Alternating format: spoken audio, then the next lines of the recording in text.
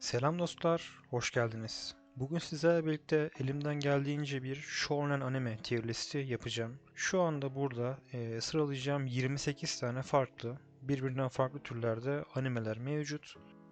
Kendi izlediğim seriler olduğu için burada JoJo veya onun gibi seriler yok. Henüz izlemedim onları. Burada gördüğünüz serileri kıyaslayacağım. Neden o tier'e, o listeye koyduğumu açıklamaya çalışacağım elimden geldiğince. İsterseniz başlayalım. İlk olarak Boku no Hero Academia ile başlayalım. Önce hatta size tier'ları göstereyim. S art'tan D'ye kadar. Bu artının anlamını da isterseniz açıklayayım. Normalde S, A, B, C, D olarak yapacaktım ancak buradaki bazı yani bir iki tane seriyi S tier'dan, S sıralamasından ve bir adım iki adım daha önde olduğunu düşündüğüm için şöyle bir artı katmanı da ya tier'ı da açmak gereği duydum. Onu da açıkladıktan sonra isterseniz başlayalım. My Hero Academia bence vasat, hatta vasatın bir tık altında kalmış bir shonen seri. Ee, Son sezonlarını izlemedim. Yaklaşık 3 sezonu izlemiş olabilirim. Ya 2 veya 3 sezonu izledim. Ve bir noktadan sonra hoşuma gitmediği için bıraktım. Bana hitap eden bir tür olduğunu düşünmüyorum.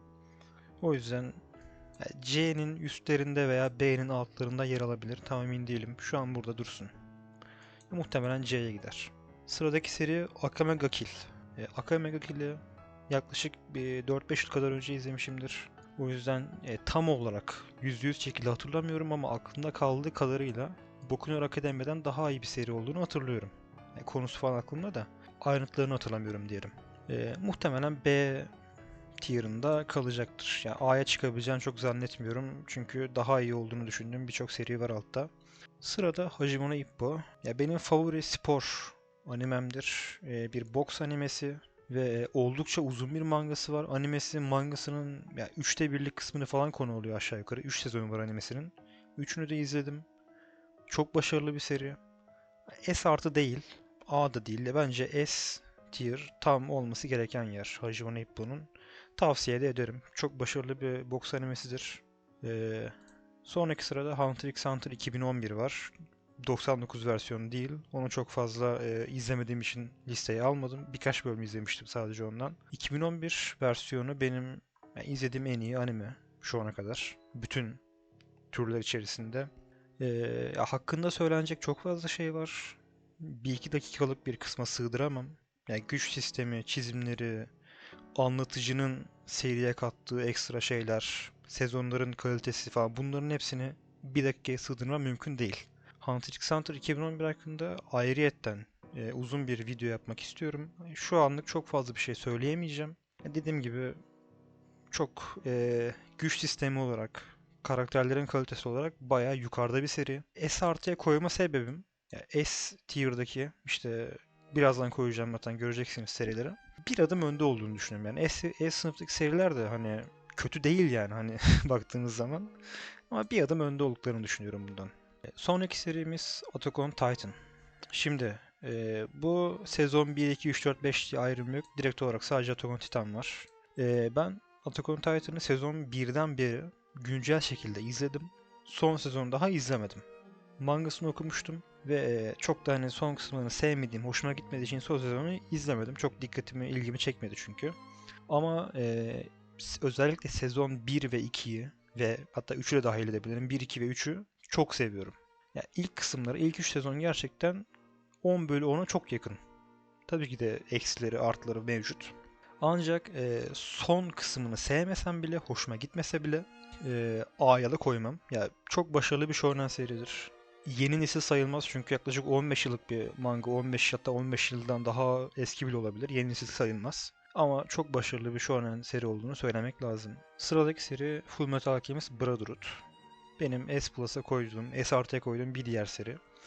Neden diye soracak olursanız hani Attack on Titan'dan, Hajime no Ippo'dan veya işte birazdan koyacağım işte atıyorum One Piece'ten, Naruto'dan falan ne farkı var bunun? Fullmetal Alchemist Brotherhood çok solid, çok kendi içerisinde mükemmele oynayan bir seri. Yani kötü yaptığı gerçekten çok az şey var. Tabii ki de en iyi değil ama en iyilerden kesinlikle bir tanesi. Ve ben Fullmetal Alchemist Brotherhood'u Attack on Titan'dan bir adım önde görüyorum. Yani aralarında çok fazla fark yoktur yani. Bu serilerin arasında harbiden çok küçük farklar var. Çok küçük dokunuşlar, farklar var. Biri diğerinden bariz daha iyi değil yani. Bir diğer seri One Piece. One Piece benim yaklaşık 5 yıldır mangasını güncel takip ettiğim bir seri.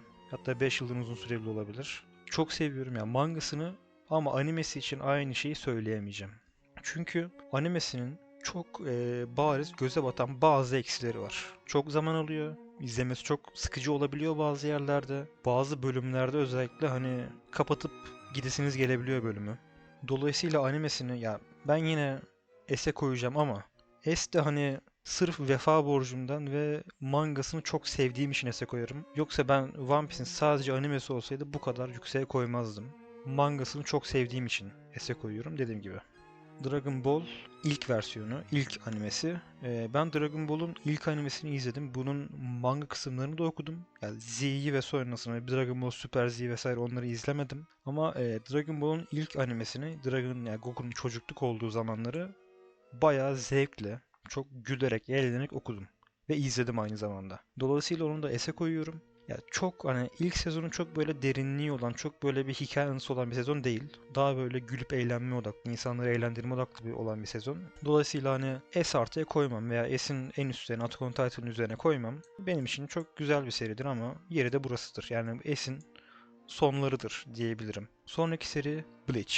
Ben Bleach'in animesini, yani daha doğrusu son çıkan animesini, ismini tam hatırlayamadım. Onu izlemedim. İlk sezonunu izledim. Bir de bunun mangasını okumuştum. Bir 100 küsür bölüm kadar. Gayet hoşuma giden bir seri. Ya çok hoşuma giden bir dövüş animesi diyeyim. Bir battle shonen anime zaten baktığınız zaman. Ve S tier'de olmayı hak eden bir seri. Müzikleri çok güzeldir Bleach'in. Yani müziklerini, sırf müziklerini dinleyebilirsiniz. Hiç animeyle alakanız bile olmasa. Dolayısıyla hani ben bunu One Piece'in gerisine, Dragon Ball'un önüne yerleştirebilirim şu anda. Sonraki seri One Punch Man. One Punch Man'i de ben sezon birden beri güncel takip ediyorum. Zaten 2 sezon çıktı, çok fazla bir şey yok ama mangasında da güncelim.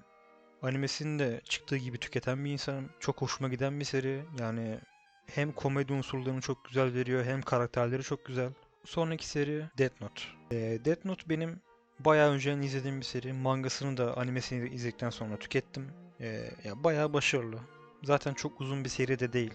12 ciltlik bir mangası ve 30 küsur bölümlük bir animesi var. Gayet hoş ama L'nin, ya bu biraz spoiler'a girebilir. İzlemeyenler videoyu bir 10 saniye ileri alabilir. L'nin ölümünden sonraki olan kısım gitgide düşmeye başlıyor. Gitgide zayıflıyor. Dolayısıyla onu koyarsam en fazla S'in en sonuna, Dragon Ball'un yanına gönderirim. Yani şu serilerden daha iyi değil kesinlikle. Sırada Naruto Shippuden var.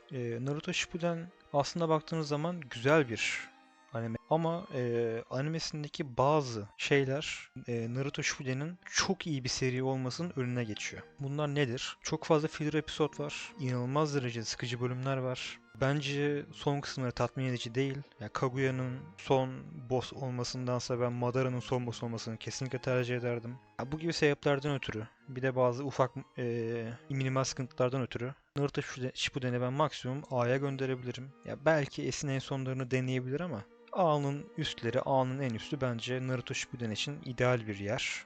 Evet, sırada Jujutsu Kaisen var. Ben Jujutsu Kaisen'in sezon birini, ilk kısmını güncel takip etmiştim daha ilk çıktığı zamanlarda. Sezon birini bitirdim. Sonra mangaya geçtim. Bir miktar manga okuduktan sonra mangasını çok da sevmeyip bıraktım. Mangası çok bana hitap etmedi. Ama animesindeki dövüş kısımlarını, dövüş sahnelerini falan, hani benim izlediğim kısımdan sonrakini YouTube'dan tükettim. Ve genel olarak Jujutsu Kaisen hakkındaki fikrim, animasyonları ve dövüşleri neredeyse 10 bölü 10. Yani bir animenin ulaşabileceği en üst noktalardan bir tanesi. Ancak hikaye, senaryo, konu anlatımı, karakterler konusunda zayıf bulduğum bir seri. Dolayısıyla onu da A'ya koymak bence gayet kabul edilebilir bir şey olur. Yani, Jujutsu Kaisen'in mangasını da tüketmeyi düşünüyorum yakın zamanda. Mangasını ve yeni çıkacak anime sezonlarını izledikten sonra fikrim değişebilir. O zaman belki bu listeyi tekrardan güncelleyebilirim ama şu anda fikrim Jujutsu Kaisen'in A tier'ında olduğu. Sırada Doktor Stone var. Doktor Stone'u ben güncel takip etmiştim bir süre. Sonra animesini çıkmasını beklemeyip direkt mangasına geçtim. Mangasında da 100 küsür bölüm okuduktan sonra dedim ki tamam, ben bunun animesini izlemeyi daha çok sevdim. Bekliyorum şu anda. Animesi belli bir miktar gelsin. Benim mangada okuduğum kısımlara yetişsin. Sonra animesini tekrardan izleyeceğim. Ama şu ana kadar gördüğüm kısmıyla söylemek gerekirse başarılı bir seri. Çok iyi bir seri değil. Yani 10 bölü 9'luk bir seri falan değil. Ama 10 bölü 8'lik sayılabilecek, böyle 7,5'luk sayılabilecek hoş bir seri. Onu da A'nın en sonlarına, şuralara doğru göndereceğim. Sıradaki anime Spy X Family. Ben Spy X Family'nin ilk başta mangasını okudum. Sonra animesine baktım. Animesini sonradan izledim. Ve hoş, tatlı bir seri ama çok da bir şey vaat eden bir seri değil. Hem konu olarak hem de senaryo olarak çok da böyle uçan kaçan ekstra bir şey yapan bir anime değil. Evet, yani çizimleri çok hoş, karakterleri çok tatlı ama bu tek başına bir seriyi 10 bölü 9, 10 bölü 10 yapmıyor. Dolayısıyla onu en fazla gönderebileceğim yer B'nin üstleri olur. Ya, Akame ga Kill'den daha iyi olduğunu düşünüyorum ben. Dolayısıyla onun bir tık üzerine gönderirim. Ya kendi aralarına yer değişebilir bunlar. Sıradaki anime Haikyuu. Haikyuu benim gayet hoşuma giden bir spor animesi. Ciddi bir seri değil. Böyle komedi kısmı da var. Tabii ki de ciddi kısımları da var. Böyle hani özellikle bazı sahnelerde sanki bir milli maç izliyormuş gibi heyecanlandığınız olabiliyor ama hani bir Slam Dunk gibi değil mesela.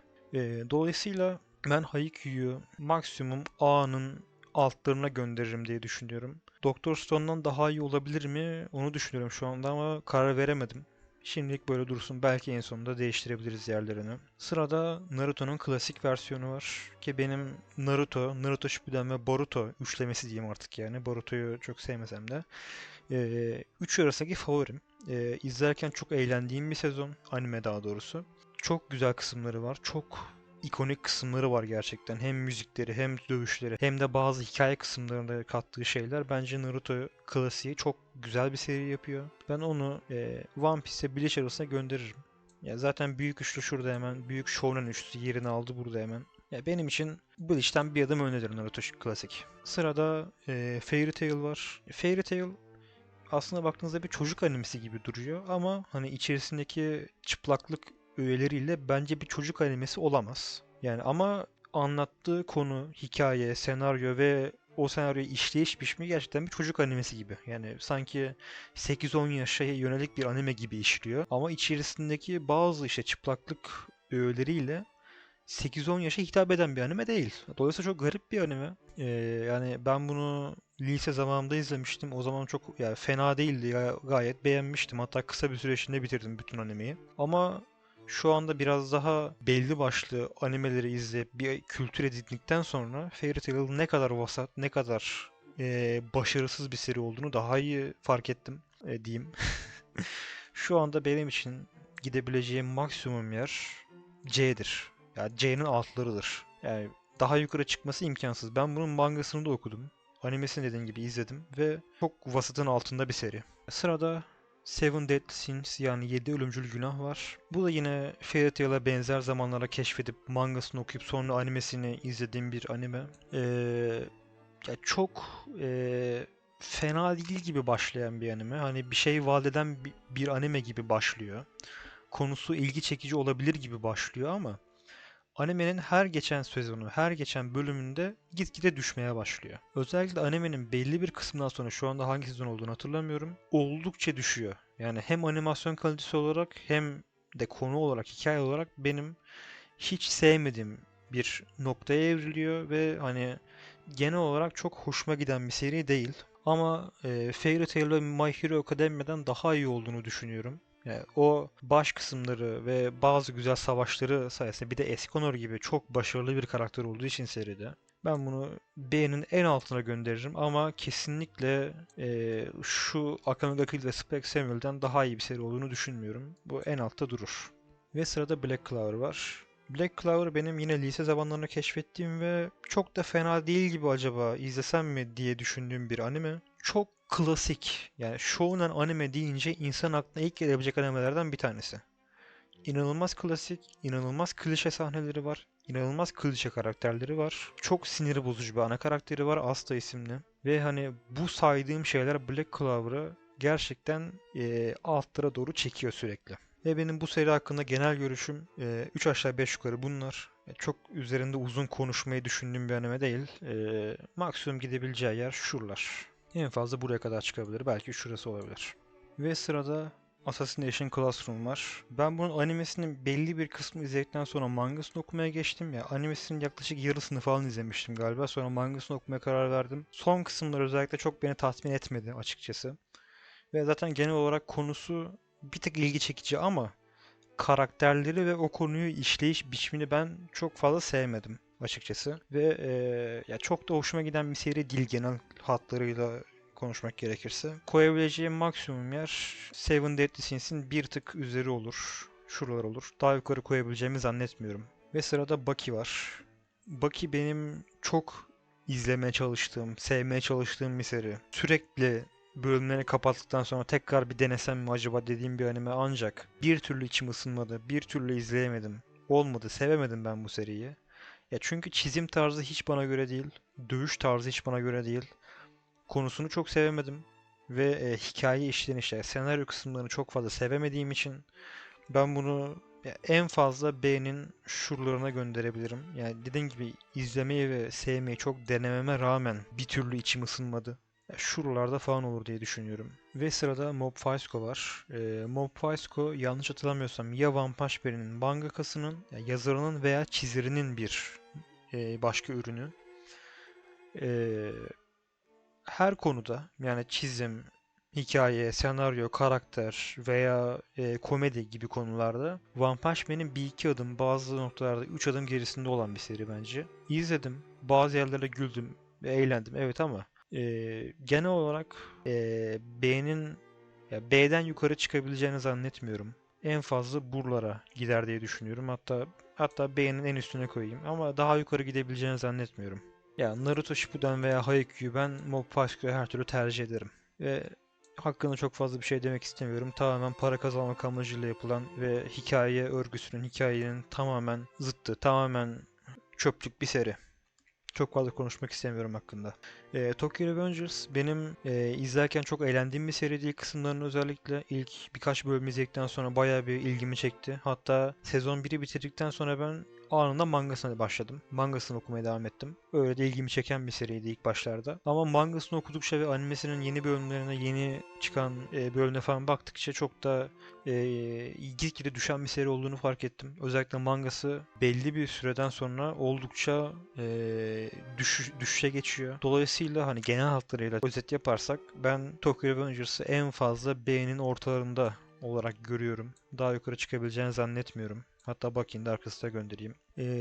Sırada Noragami var. Noragami benim lise zamanlarının erken dönemlerinde izlediğim, hatta mangasını da o zaman okumuştum. Hem mangası hem animesini tükettiğim bir seri.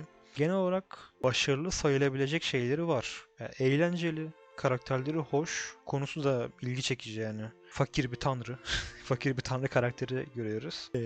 Ya ilgi çekici ama çok da böyle uçan kaçan veya böyle size çok yüksek şeyler vaat eden, çok iyi şeyler vaat eden bir seri olduğunu ben düşünmüyorum şahsen. Dolayısıyla ben Noragami'yi şu animelerin üzerine koyabilirim. Black Clover'ın da üzerine koyayım, en azından ilgi çekici. Black Clover gibi klişe bir anime değil. Ve sırada Demon Slayer yani İblis Keser animesi var. Ben bunun hem animesini tükettim, son sezonunu izlemedim, son çıkan sezonu. Mangasını bitirdim ve animesinin yani filmini de izledim, şeyinde Mugen Train'i vesaire. Yani iyi yanları çok iyi ama kötü yanları çok göze batan bir seri olduğunu düşünüyorum. Animasyon ve çizim kalitesi olarak yani Jujutsu Kaisen'le birlikte sektörün en iyilerinden bir tanesi. Zaten sezonluk anime olduğu için yapması o kadar zor değil, yapılabilecek bir şey. Yani çünkü yılda 12 bölüm maksimum çıkıyor. Ama kötü yanları da göze gerçekten bayağı batıyor. Ya bunlardan mesela bazı örnek vermek gerekirse dünya inşası dediğimiz world building olayı yok. Doğru düzgün karakter kadrosu yok. Eksik olduğunu düşünüyorum karakter kalitesi olarak. Hikayesi oturaklı değil. Bazı sıkıntılar mevcut hikayede ve belki de en önemli kısım, bu dünyada iblis diye bildiğimiz kötü karakterler var ama doğru düzgün bir şekilde o dünyadaki yaşayan normal insanların buna olan tepkisini, buna olan tutumunu, vaziyetini göremiyoruz. Bir ilk bölümde sadece bir tane dede karakter var. Dede miydi, yine miydi tam hatırlamıyorum. Onun tepkisini görüyoruz. Başka da seride normal dümdüz insan yok bildiğiniz. Ya bu gibi sebeplerden ötürü daha sayılabilir tabii ki de.